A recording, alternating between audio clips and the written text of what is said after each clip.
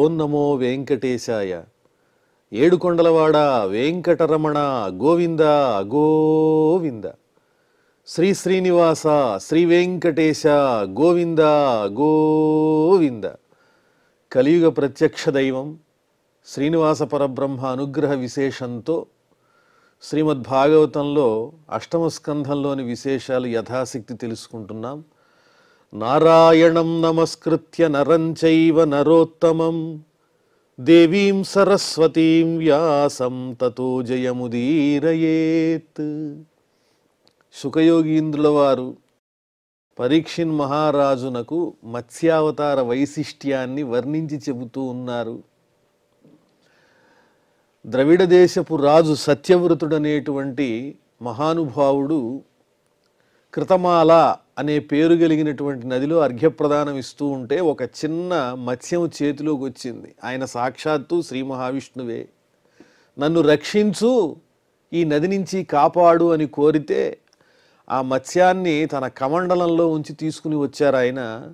తెల్లవారేసరికి ఆ కమండలం అంతా నిండిపోయేంత పరిణామానికి వచ్చేసింది ఆ మత్స్యం.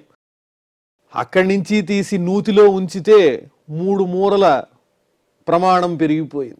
ఇది కూడా నాకు చాలటం లేదంటే మళ్ళీ ఆ మత్స్యాన్ని తీసుకుని వెళ్ళి ఒక సరస్సులో ఉంచారు. ఆ సరస్సు అంత ప్రమాణము పెరిగిపోయింది. తర్వాత పెద్ద సరస్సు. ఇక ఇలా కాదని చెప్పి ఆ మత్స్యాన్ని తీసుకుని వెళ్ళి సముద్రంలో విడిచిపెడుతూ ఉంటే ఆ మత్స్యము ఇక్కడ నేను ఉండలేను, సముద్రంలో ఎన్నో రకాలైనటువంటి క్రూర జంతువులు ఉన్నాయి, అవన్నీ నన్ను బ్రతకనివ్వవు అనేటప్పటికీ అప్పుడు ఆ మహారాజుకి అనుమానం వచ్చి, నీవెవరో కాదు, సాక్షాత్తు పరమాత్మవైన శ్రీ మహావిష్ణువే, ఈ దాసుణ్ణి భక్తుణ్ణి పరీక్షించటం కోసం ఈ రూపంలో వచ్చావా స్వామి అని. నూనంత్వం భగవాన్ సాక్షాత్ హరిర్నారాయణో వ్యయః అనుగ్రహాయ భూతానాం ధత్సే రూపం జలౌకసాం. నీవెవరో కాదు, సాక్షాత్తు ఆ శ్రీహరివే. ప్రాణులన్నింటినీ రక్షించటం కోసం, ఈ జలంలో ఉన్నటువంటి ప్రాణుల్ని రక్షించటం కోసం ఈ రూపాన్ని ధరించి వచ్చావా స్వామి. నమస్తే పురుషశ్రేష్ఠ స్థిత్యుత్పత్త్యప్యయేశ్వర భక్తానాం నః ప్రపన్నానాం ముఖ్యో హ్యాత్మగతిర్విభో. ఓ పురుషశ్రేష్ఠుడా, నీవే పురుషోత్తముడవు. సృష్టి స్థితి లయము అనబడే ఈ మూడింటిని జరిపించేటువంటి వాడవు నువ్వే, పరమాత్మవు. నిన్ను ఆశ్రయించినటువంటి భక్తులు ఎవరైతే ఉంటారో వాళ్ళ హృదయాంతరాళాల్లో నిరంతరము నిలిచి ఉండేటువంటి వాడవు నీవే, వాళ్లను నడిపించేటువంటి వాడవు నీవే, ఆశ్రయింపదగిన వాడవు నీవే, రక్షకుడవు. సర్వే లీలావతారాస్తే భూతానాం భూతిహేతవః జ్ఞాతుమిచ్ఛామ్యదో రూపం యదర్థం భవతా ధృతం. నువ్వు ఎన్నో లీలావతారాలు ధరిస్తూ ఉంటావు, అది నీకు ఒక ఆట. ఈ సృష్టిలో నీవు ఉంటావు, ఆ సృష్టిని నడిపిస్తూ ఉంటావు, ఆ సృష్టికి అంటకుండా ఉంటావు. ఏమిటో నీ విలక్షణమైన స్వరూపం. ఆ లీలావతారాలు చాలా గొప్పవి. ఎలాంటివి అంటే జగత్ కళ్యాణ కారకములు. సమస్తమైన భూతములకు ప్రాణులకు అభివృద్ధిని, ఐశ్వర్యాన్ని, మంగళములను ఇచ్చేటువంటివి. మరి ఈనాడు నీవు ఈ మత్స్యావతారాన్ని ధరించావు కదా, ఎందువల్ల ఈ విలక్షణమైన విచిత్రమైన రూపంతో ఇక్కడ దర్శనమిచ్చావో ఆ విషయాన్ని వర్ణించి చెప్పు. నీవు సామాన్యమైనటువంటి మత్స్యానివి మాత్రం కాదు, నీవు శ్రీ మహావిష్ణు స్వరూపమే. నాకు అవగతమైనది, ఈ దాసుణ్ణి అనుగ్రహించటం కోసమే వచ్చావు. జ్ఞాతుమిచ్ఛామ్యదో రూపం యదర్థం. కానీ కారణం ఏమిటి, అందులో ఉన్న ప్రయోజనం ఏమిటో నాకు వివరించి చెప్పు స్వామి అని సవినయంగా 2 చేతులు జోడించి ప్రార్థిస్తున్నాడు ఆ మహారాజు. నతే రవిందాక్షపదోపసర్పణౌ మృషా భవేత్ సర్వసుహృత్ప్రియాత్మనః యథేతరాణాం పృథగాత్మనాం సతాం అదీదృశో యద్వపురద్భుతం హినః. నీ పాదములను ఎవరైతే ఆశ్రయిస్తారో ఓ మహానుభావ, పద్మముల వంటి నేత్రములు కలిగిన ఓ శ్రీ మహావిష్ణు, నీ పాదములను ఆశ్రయించినటువంటి వారి యొక్క ప్రయోజనాలు నెరవేరతాయి, వ్యర్థము కాదు.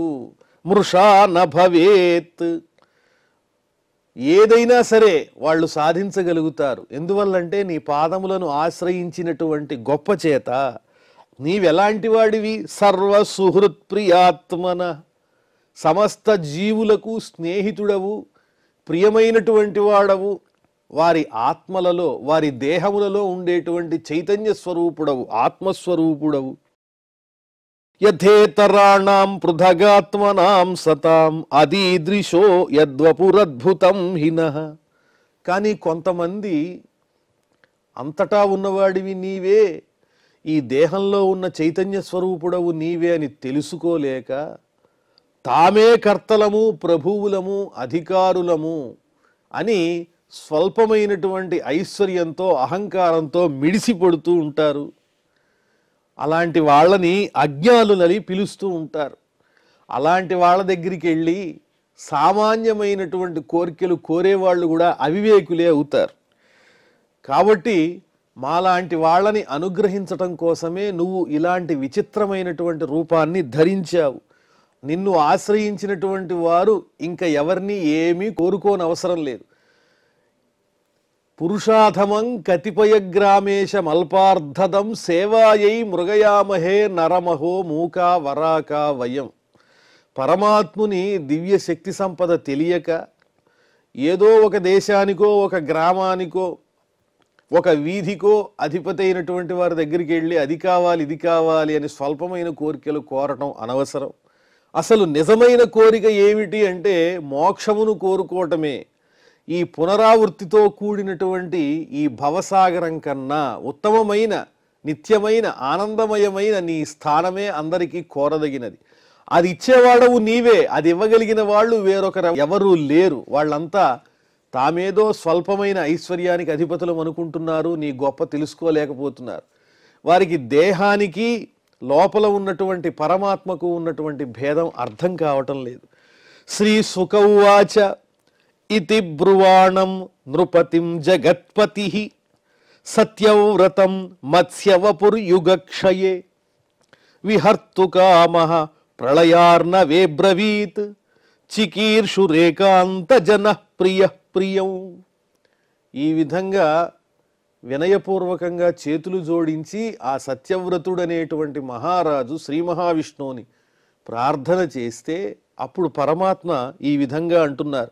ఇతి బ్రువాణం నృపతిం జగత్పతి సత్యవ్రతం మత్స్యవపుర్యుగక్షయే. యుగము నైమిత్తికమైనటువంటి ప్రళయం ఆసన్నమవుతూ ఉన్నది. యుగము యొక్క అంత్యము నైమిత్తిక ప్రళయము అంటే బ్రహ్మగారు నిద్రించేటువంటి సమయము. ఆ సమయంలో వచ్చేటువంటి దాన్ని నైమిత్తిక ప్రళయం అని పిలుస్తారు.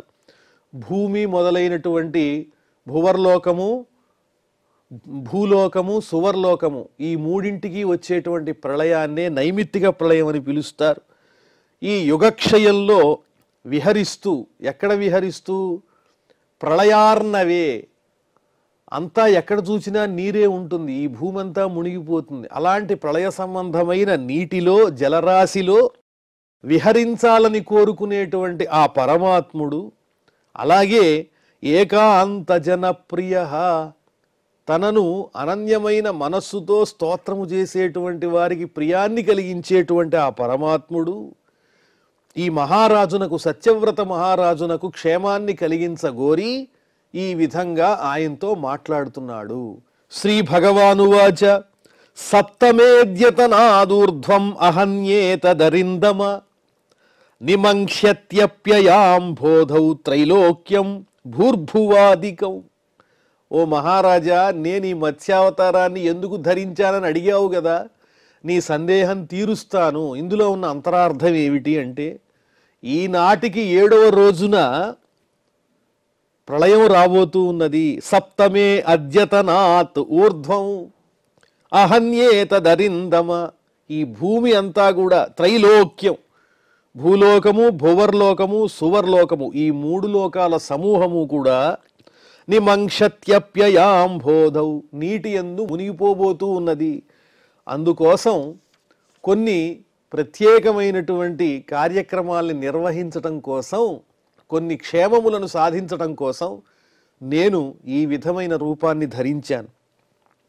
త్రిలోక్యాం లీయమానాయాం సంవర్తాంభసి వై తద ఉపస్థాస్యతి నౌకాచిద్ విశాలా త్వాం మయేరిత.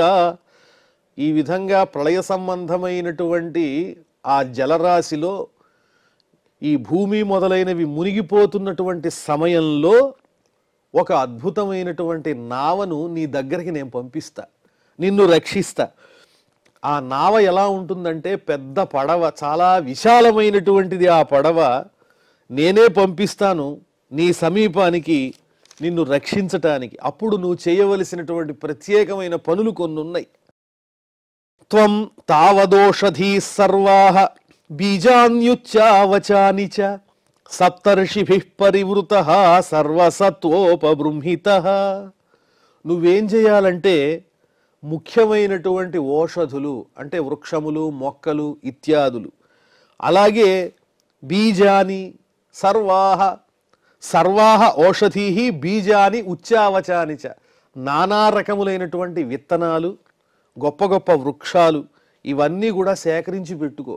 ఎందువల్లంటే ఈ ప్రళయం పూర్తయిపోయిన తర్వాత మరలా ఆహారం లభించాలి, జీవుల ప్రయాణం సాగాలి అంటే ఇవన్నీ అవసరం అవుతాయి. అదేవిధంగా ఆ వృక్షములు, విత్తనాలు, అనేక రకములైన విత్తనాలు, వాటితో పాటుగా సప్తర్షిభిః పరివృతః, సప్తర్షులు కూడా నీతో పాటు ఆ నావను అధిరోహిస్తారు. సర్వసత్వోపబృంహితః, సమస్తమైనటువంటి ప్రాణులతో, నిన్ను అనుసరించేటువంటి ప్రాణులతో కలిసి నీవు ఆ నావను అధిరోహించు. నేను పంపించినటువంటి నావను ఆ ప్రళయ సమయంలో నీవు అధిరోహించు.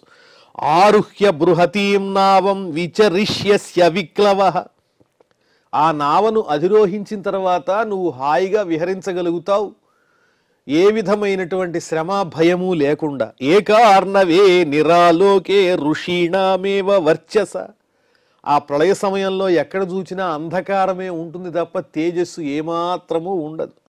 ఏకార్ణవే నిరాలోకే, వెలుతురు లేనటువంటి ఆ పెద్ద సముద్రంలో ఋషీణామేవ వర్చస, మరి వెలుతురు ఏమిటి అంటే సప్తర్షుల యొక్క దివ్యమైన తేజస్సే వెలుతురై నడిపిస్తూ ఉంటుంది. చూడండి, ఆ సప్తర్షులు అనే వాళ్ళు ఏం చేస్తూ ఉంటారు? తమ తపశ్శక్తితో ఈ విధంగా లోకాలను కాపాడటానికి తమ శక్తిని ధారపోస్తూ ఉంటారు. అంతా జలమయమైపోయిన తర్వాత ఆ జలంలో పయనించేటువంటి నావకు దిక్కులు చూపించేటువంటి దిక్సూచిగా ఉండే తేజస్సు ఎవరిది అంటే సప్తర్షుల యొక్క తేజస్సు అని చెప్తున్నారు.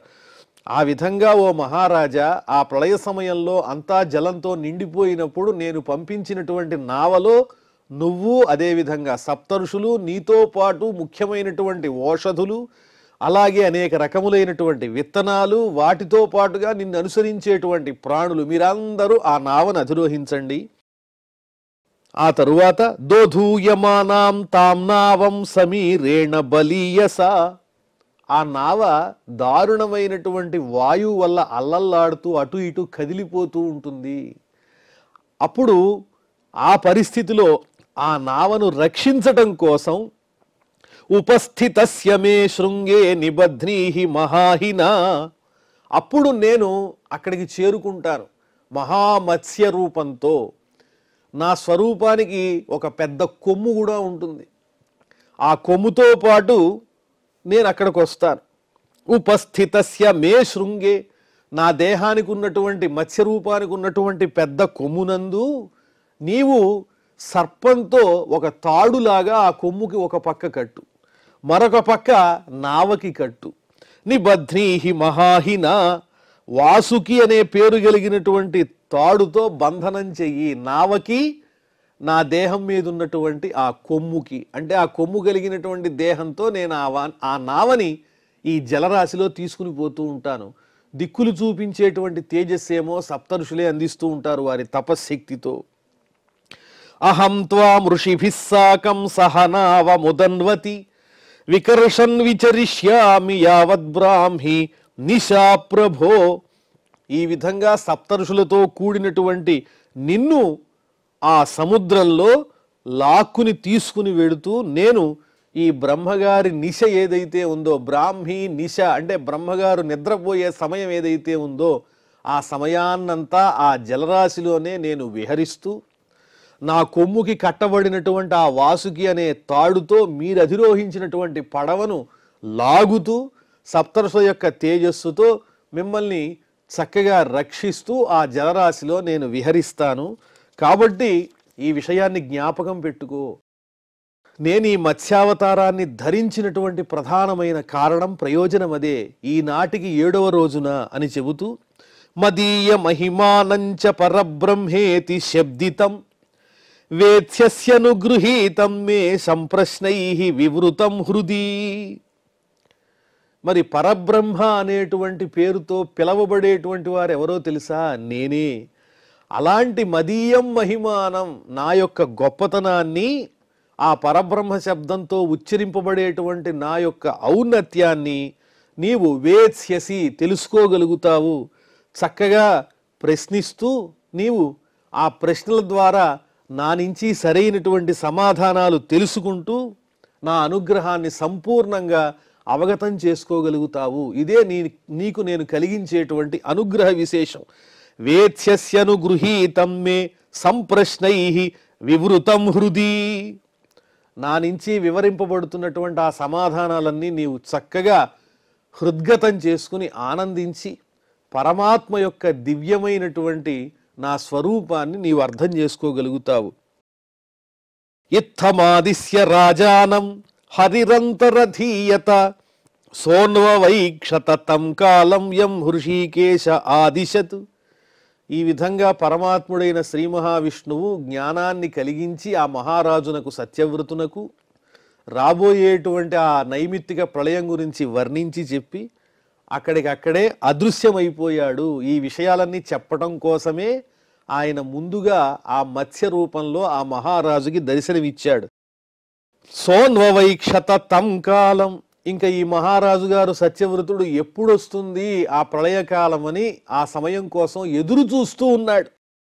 ఆస్తీర్య దర్భాన్ ప్రాకూలాన్ రాజర్షి ప్రాగుదంగ్ముఖ నిషసాద హరే పాదౌ చింతయన్ మత్స్యరూపిణ.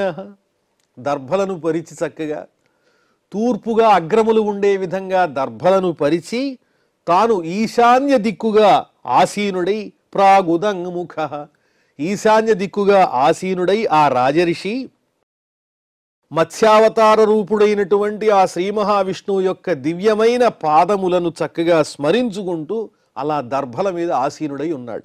తతః సముద్ర ఉద్వేలః సర్వతః ప్లావయన్ మహీం వర్ధమానో మహామేఘైః వర్షద్భిః సమదృశ్యత. శ్రీ మహావిష్ణువు చెప్పినటువంటి సమయం ఆసన్నమైపోయింది. సముద్రం అంతా అల్లకల్లోలంగా ఉంది. కెరటాలు ఎగిసి పడుతూ ఉన్నాయి. చెలియలి కట్టను దాటి వస్తూ ఉన్నాయి. హద్దు దాటిపోయి వస్తూ ఉన్నాయి సముద్ర జలాలు. సర్వతః ప్లావయన్ మహీం. భూమిని అంతటిని కూడా ముంచేస్తూ ఉన్నది ఆ జలరాశి. ఆకాశంలో చూస్తే దారుణమైన మేఘాలు దట్టంగా అలముకుని వర్షిస్తూ ఉన్నాయి. అది ఎలాంటి వర్షం అంటే ఏకధారగా పడుతూనే ఉంది. ఆ వర్షము అంతము లేనిది. ఆ మేఘాలు కూడా పుష్కలావర్తకములనే వంశానికి చెందినవై ఉంటాయి. మేఘాల్లో కూడా వంశాలు ఉన్నాయని కావ్యాల్లో వర్ణించి చెప్పారు. ఈ పుష్కలావర్తక మేఘముల యొక్క గొప్పతనం ఏంటంటే అవి వర్షిస్తూనే ఉంటాయి. వాటిలో ఆ నీరు ఎప్పటికీ తరగదు. అంటే ప్రళయాన్ని సృష్టించేటువంటి దారుణమైన మేఘాల యొక్క సమూహం అది. ఆ మేఘాల్లాగా వర్షం ఒకే ధారగా కురుస్తూనే ఉంది. ఈ మహారాజుకు అర్థమైంది పరమాత్ముడు శ్రీ మహావిష్ణువు చెప్పినటువంటి ఆ ప్రళయం అనేది ఆసన్నమవుతోంది. ధ్యాయన్ భగవదాదేశం దదృశే నావమాగతాం. ఆ సమయంలోనే ఆ పరమాత్ముడు నావని పంపించాడు ఇచ్చిన మాట ప్రకారం. తామారు రోహ విప్రేంద్రైః ఆదాయౌషధి వీరుధ. శ్రీ మహావిష్ణువు ఆదేశించిన విధంగానే ఆ మహారాజు గారు సప్తఋషులతో కూడినటువంటి వాడై అవసరమైనటువంటి ఓషధులు, మొక్కలు, అలాగే విత్తనములు, తనని అనుసరించేటువంటి జీవులు వీళ్ళందరినీ వీళ్ళందరితో కలిసి ఆ దివ్యమైన విశాలమైన నావను అధిరోహించాడు. తమూచుర్మునయ ప్రీతాః రాజన్ ధ్యాయస్వ కేశవం సవైన సంకటాదస్మాదవితాశం విధాస్యతి. సప్తర్షులు చెబుతున్నారు ఆ మహారాజుతో, ఓ మహారాజా, నీవు పరమాత్ముడైన శ్రీ మహావిష్ణువుని, ఆ మత్స్యావతార రూపుడైన శ్రీ మహావిష్ణువుని తలుచుకో. ఇదిగో ఈ నావ అటు ఇటు కదిలిపోతూ ఉన్నది, ఇది ప్రళయ సమయము, నీరంతా కూడా ముంచేస్తూ ఉంది సమస్తమైన భూమండలాన్ని. కాబట్టి మనం ఇప్పుడు పరమాత్మను తలుచుకోవాలి. ఒక్కసారి శ్రద్ధగా నీవు శ్రీ మహావిష్ణువుని ధ్యానం చెయ్యి. సవైన సంకటాదస్మాత్, ఈ కష్టం నుంచి మనందరినీ రక్షించగలిగినటువంటి వాడు ఆ శ్రీ మహావిష్ణువు ఒక్కడే అని చెప్పి సప్తర్షులు ఆ మహారాజునకు తెలియజేస్తే, సోనుధ్యాతస్తతో రాజ్ఞా ప్రాదురాసీత్ మహార్ణవే ఏకశృంగధరో మత్స్యో హైమో నియుతయోజన. ఆ మహారాజు స్మరించినంత మాత్రముననే ఆ మత్స్యావతార రూపి అయినటువంటి పరమాత్ముడు అక్కడికి వచ్చేశాడు. ప్రాదురాసీత్ మహార్ణవే, ఆ సముద్రం నుంచి ఒక్కసారిగా బయటికి ఉద్భవించి కనిపిస్తూ ఉన్నాడు. ఏకశృంగధర, ఆ మత్స్యానికి ఒక పెద్ద కొమ్ము ఉన్నది. ఆ కొమ్ముకేగా తాడు కట్టాలి వాసుకి అనేటువంటి సర్పాన్ని. ఎలా ఉన్నది ఆ మత్స్యం ఉంటే, హైమహ, బంగారుమయమైన రంగుతో మెరిసిపోతూ ఉంది. నియుతయోజన, 1,00,000 యోజనాల పొడవు ఉంది. ఇది సుమారుగా దాని పొడవుని కొలవటం ఎవరి వల్ల కాదు. నిబధ్యనావం తశృంగే యథోక్తో హరిణాపుర వరత్రేణాహినా తుష్ట తుష్టావ మధుసూదనం. పరమాత్ముడు సంకల్పిస్తే అన్నీ లభ్యమవుతాయి. తాడుగా నిర్ణయింపబడినటువంటి ఆ మహాసర్పం కూడా లభించింది. ఆ సర్పంతో ఈ మహారాజు గారు ఆ మత్స్యము యొక్క కొమ్ముకి నావకి చక్కగా ముడి వేశాడు.